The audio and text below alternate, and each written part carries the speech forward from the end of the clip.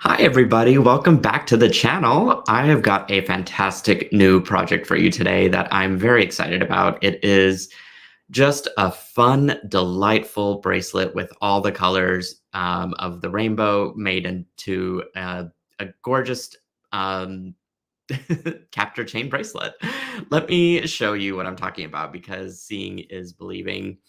We'll be using 7 capture chain colors in this project, which is just, again, very delightful. A happy way to celebrate Pride Month if you want to, and the colors are quite interchangeable as well. And so if you wanted to mix it up and use a whole different design and color, then you can make a sunset. You can do a mountain theme. I mean, the possibilities are just truly endless. So I'm going to just go ahead and flip around my camera to the work table, and we're just going to get right into it. So the first thing that we're going to talk about is the tools. You will need some chain nose pliers, which look like this.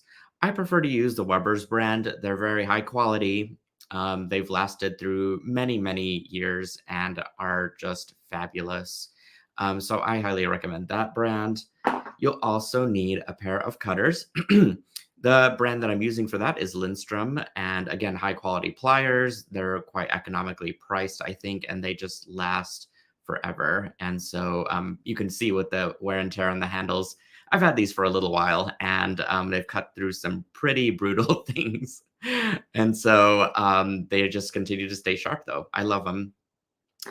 Another tool that we might talk about later is a beading awl. So just have that handy, and you'll see why later. As far as our materials goes, we will need a bunch of different colors of capture chain. So here I've got silver. And by the way, let me just give you a quick rundown on what capture chain is. It's a knitted wire jewelry chain in its essential definition. And it has a ball chain core, as you can see from a close up there. And it's little beads that create a chain. And then I've knitted over that wire that's as thin as human hair. And this cage, if you will, this sort of sock is drawn down over the ball chain. And it makes a very intricate, very free flowing, beautiful, just luxurious chain. And they're so much fun to use. Capture chain is one of those, to me, it's a very versatile chain. You can sew through it, you can wire wrap it, you can do all kinds of things. You can even just drape it by itself, which is sort of the case for this project because we're not really embellishing it. We're just using all those beautiful colors together. So I have a 7-inch length, which is for this particular project, depending on the clasp that you're using, it's a little bit on the long side. You can, of course, trim this down to whatever your preference of your wrist size is. Also keeping in mind, though, that the clasp, depending on what you have and what we're using today, will add on an extra inch to your bracelet. So if you're looking for a full 7-inch bracelet, you'll probably want to only use 6 inches of the capture chain. And it's sold as a 3-foot spool, and so you can make a ton of bracelets with with just the one spool. So, getting back to the colors, we got the silver, we've got lotus, which is this beautiful supple pink color. It's just absolutely stunning, so vivid. There is the copper color, shimmering copper, which also has that silver ball chain running through it. We've got golden, which looks like this. So this one is actually, this one's a solid gold. The gold one would have a silver color chain on it, but I think I just had this at my table. So that's what we're going to use. We have the seafoam color, which is this here. So pretty. It's almost on the blue side of the teal color. And then we've got River, which looks like this. This is a dark blue knitted wire over a silver ball chain. And then we've got Purple, which is a purple knitted wire over a silver ball chain core. Its diameter, by the way, is about 3 millimeters, and so it's a pretty decent sized chain. Great if you're just going to use it by itself to drape pendant on, Or if you're lining them up like I am, then that just makes for an awesome cuff. All right, so the last couple things that we'll need are a pair of slide crimps, which look like this. Now, I will say that my crimps and my findings and the plating is just, it's unmatched in the industry. I think it is 5 layers of metal plating over a brass core. And so what you'll see is also the SilverSilk stamp on my findings, which indicate that that is, it's been through the plating process and it is part of the brand. So um, aside from just the impressive metal plating, the findings themselves are quite robust. They're very strong. They'll last over time. They're tarnish resistant. It comes in 6 different polishes, and the one that we're using today is silver. But you can choose gold if you want to go with that colorway, antique copper, dark rhodium. I mean, there's just so many possibilities out there with the different color combinations, and so it was nice to have that offering within the store. Um, and yeah, the 20-inch slider is 20-inch. The 20 millimeter slider, you can add up to 7 chains at a time, which is pretty cool. And you could even do as little as 5, and it'll still fit very comfortably within the actual crimp itself. So I think that it sort of solves the issue of you don't have to just stop at the 3-strand crimp. You now have an option for including as many strands as you want to outside of just the 3. So have a couple of those out. And since we're talking about the metal findings in the stamp, you'll also need a clasp of some sort. So I'm using an S hook from my collection. I've also got a great toggle clasp that's available, and then a lobster claw, if that's your preference. Some people for bracelets like to go the magnetic route, and that is perfectly great too. Just make sure that it's on the silver side if that's the color that you're using for the rest of your metals. And of course, I've got my jump rings as well for the S hook, so I've got those out to the side. Now, let's get started with the step outs. So first of all, we need to organize our rainbow, which I've already sort of accidentally done. If you are wondering what the colors of the rainbow are, which I did have to Google, sadly, because I wanted to get that correct spectrum and the gradient for all of the different colors. But isn't that just beautiful? Once you put it together and once you see all those different capture chains, it just is magically like it fits together. So we've organized our SilverSilk into the palette that we'll be working with. So I'm just going to set that off to the side. The next step is to work with our end cap or our crimp slide. So I'm going to grab one of the slide crimps and I'm going to grab my chain nose pliers. So there's a couple of things you can do here to make the sliding process quite easy for the capture chain. The first thing is I'm going to widen the little partition there within the crimp just a little bit. A millimeter or 2 makes such a huge difference for sliding the crimp, sliding through the crimp with the capture chain. The other thing is I want to make sure that this flap is wide open. That way I can slide everything down pretty easily. So we've completed step 2. Now I'm going to set that down for a second and pick up the purple capture chain. So this is where you can take your fingernail and you can just simply pinch between the 2 beads of the ball chain, just like that. And you'll have basically a good setup for where to slide through this little slide crimp. So you can go through and pinch all of your capture chain just to kind of get it out of the way. I'm going to do it one at a time just to make it easier for me. But at this point, you can insert it into the slide crimp. It'll be a little tricky because the knits will want to get hooked onto the end of the seam within your slide crimp right there. Like it'll get hooked on that end there. But once you get past it, it's pretty smooth sailing. I did miss part of my wire there, so I'm going to just make sure that I get it all nice and tucked in before I end up sliding it all the way down. Okay, and I just like went ahead and slide that down all the way to the end of the crimp pretty easily. So I'm going to start to do this with the rest of my capture chains. So just pinch it and slide it down. Pinch it, slide it down. Nothing to it, and you'll see your rainbow instantly being built. Okay, pinch it, slide it down. Pinch and slide. Now you can see that I'm kind of pressing these together quite closely because I want to make sure that I can fit all of my chains in nice and smooth. The last one might be a little tricky because it is at the end. So what I'm going to do is actually use my chain nose pliers to pinch the slider crimp closed just a little bit. And then I should be able to fit in my last chain quite smoothly. At this point, I'm going to kind of hold it in place and use my chain nose pliers to fold that little flap down. And I can use my table surface to press it together.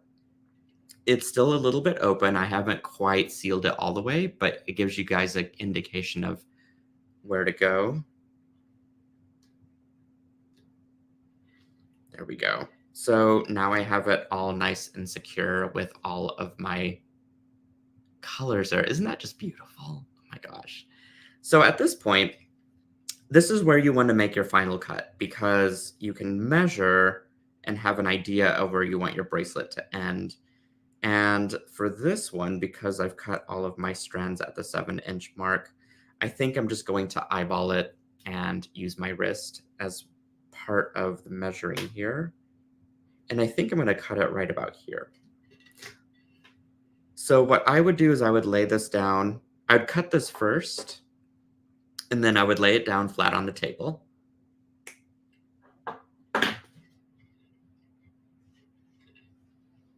And that way you have sort of a line marker for where to cut the rest of your chains. So let me just slide this down a little bit so you guys can see. And now I'll just kind of go through and cut them one at a time. You can even pick it up once you sort of marked where it needs to be cut.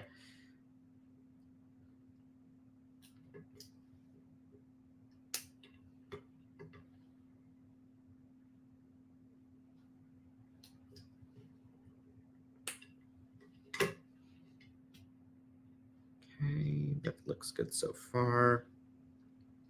We'll cut this one here.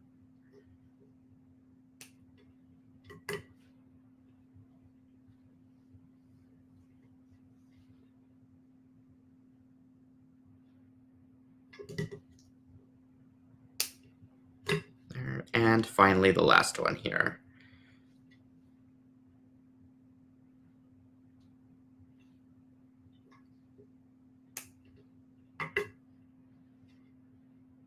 Alrighty. So we will basically repeat the same steps as before. We're going to open up our end cap, or I keep calling it an end cap, it's a slide crimp. And we will simply slide our chains down through it. Now, the other thing to remember is what side your slide crimp is facing. So as you can see, I've got the logo side face up. And so whenever I slide my crimps down, or my capture chains through the crimp there, I want to make sure that my logo is face up. So at this point, I will grab that first chain, pinch it between the beads of the ball chain, and slide. Okay. Simply rinse and repeat at this point. Pinch and slide.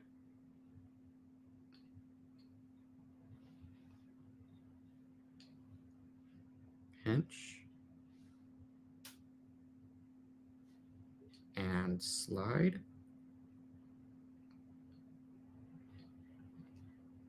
Okay, pinch and slide. I mean, you're going to listen to me saying pinch and slide 14 times, so. But that's really the key to it. I mean, it's very straightforward. I love this technique. It's easy. The slide crimps don't have to stop at a bracelet. You can actually do this as a necklace format, and that would look really cool. Okay, before I get to the very end here, I'm just going to close this a little bit. And kind of prep it for getting that last chain in there.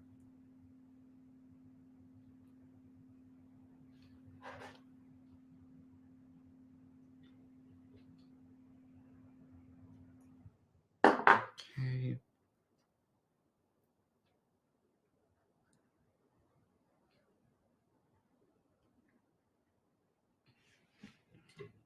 Again, I just use the table surface. Whoops, slipped out on me. And that should help kind of give you some leverage on closing it. I think I need to squeeze these down a bit more. There we go. It's all about just creating a little extra room for it.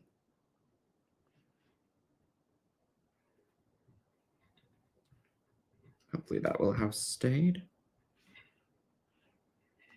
All right. So it looks like all of my chains are now secure very nicely. And now I can actually add in, so we completed this step already, step 6. The last step really is just to add on your clasp. So here's the thing with the slide crimps and with the jump rings. Depending on what jump ring you get, because they're going to be in different diameter and thicknesses and sizes and everything, the ones for SilverSilk are about 1 millimeter in thickness. And so what you might have to end up doing is opening up the little metal flap there, the loop, a little bit. So what I do is I just take my beading awl and I'll just sort of pass it through from the tip to widen that loop just a little bit. That way I can definitely have a pretty good size for passing my jump ring right through. And then I can slip on my clasp of choice. So I'll do the same thing with the other side.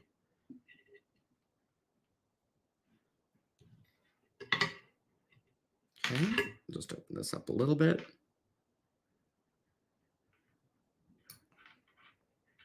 Same thing with this side.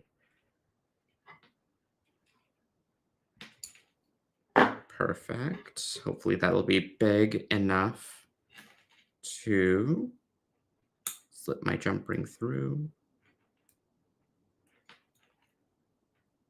Awesome. All right, and that's it, folks. Like, can't get any easier with creating the rainbow bracelet. With the S hooks, you kind of have to open up the hook just a little bit, by the way, because they are brass core on the inside before all the plating. It's a very tough metal, and it's not going to be as bendy as something, say, pewter. So once it sort of holds its shape, it's not going to move in time, but it hooks on quite magically. And that's sort of the tutorial, you guys. Like, easy peasy. I love a good easy project, and who doesn't love a rainbow? I hope you enjoyed this tutorial and the content on the channel as well. If you enjoyed it, please give this video a big thumbs up over on YouTube. And also, please subscribe to the channel because those things are important. And if you know of anyone creative in your life that would enjoy these videos or SilverSilk, please do share that with them. And then lastly, you can find us in our Facebook community called the SilverSilk Silkies.